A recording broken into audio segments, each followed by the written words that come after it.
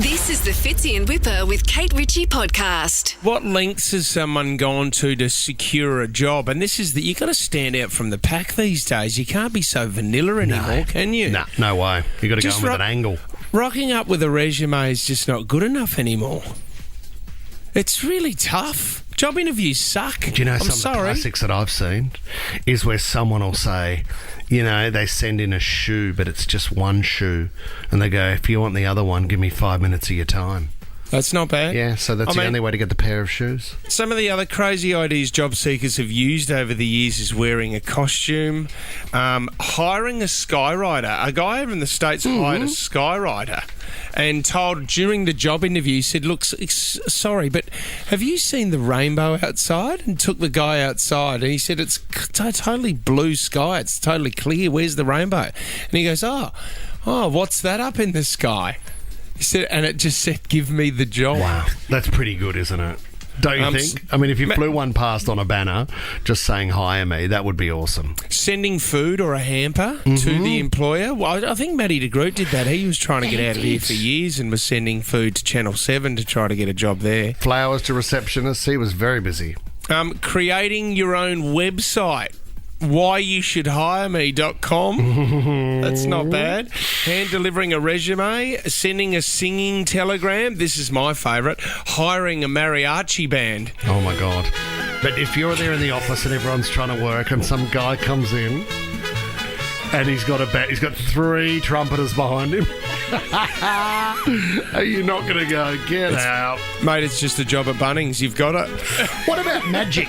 You know, if you turn up and you do a little bit of pick a card, any card, pick a card.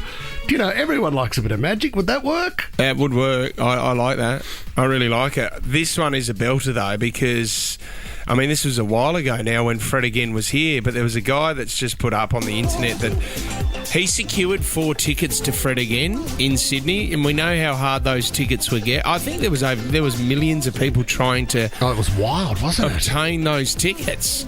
So he got through, right, and he decided, well, it's only my best mate and I will go, but I'll get the 4 tickets that I'm allowed to secure, right? And he said, what I'll do, I'll offload those, and we'll basically go to Fred Again for free. The thing was, though, he was scrolling through online and saw a potential employer who he'd love to work at that company, and he saw that the employer was looking for Fred Again tickets. Oh. He wrote, I have something he wants, and he has something that I want. Scrap the profit, I want a job instead. An Instagram DM conversation and a phone call later, the tickets are emailed and the interview is secured. Now, I don't know if he got the job. He got a job interview, but he said, with those tickets, I got my foot in the door, and we both had a great time at Fred Again. We had something to talk about, and it secured me a job interview. Well, you know, I would assume he did get the job. That was part of the trade. But I like the idea too, Fitz, that how awkward it would be if you've just got your new boss, and then on the weekend you're hanging out with him at Fred Again going, what was your name again?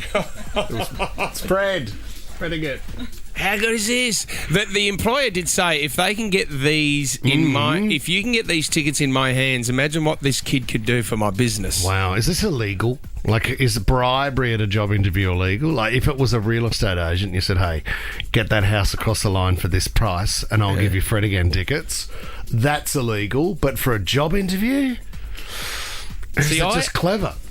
I do love, and that happens here at Nova quite a bit as well, that you start low and you work your way up through the company. And we've had some amazing receptionists who have started here and worked their way up through the company.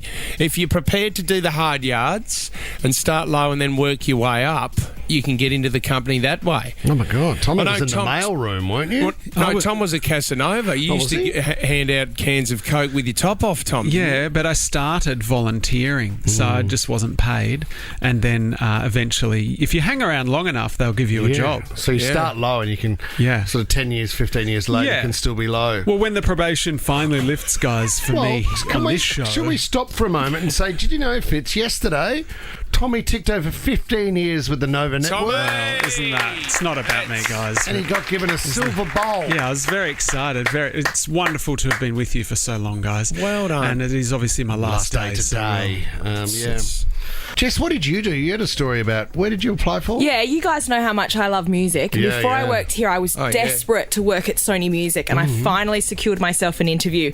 Went in, did an okay job, I thought, Yeah. but I thought they need something to remember me by, so I photoshopped myself onto a huge action movie poster and called the movie The Promotions Assistant. And I had all reviews that looked like they were about the film, but they were about, how That's good I would be able to clever. do the job. So you're a superhero. Superhero, went in, dropped it off. They said, thank you for the poster. We absolutely loved it. Yeah. And that was the last Are I you heard kidding from me? them. Yeah, I had Not to come and even work for you guys, which was a pity. Oh, It my was God. great kindling. We love that poster. It burned perfectly.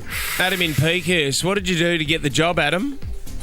Mate, I got the boys involved. Yeah. I got one of my mates to apply, so it was just down to the two of us, and then I got him to tank it. He was terrible. He made mistakes. He dropped stuff. We were just on the first day at a cafe, Yep. and they were so unhappy with him. They just turned to me and went, "Mate, you've got it." How good is that? Guilty! But, Adam, can I ask, when you did get the job, did they then reveal the other person? He goes, mate, we sat down with this guy and he was useless.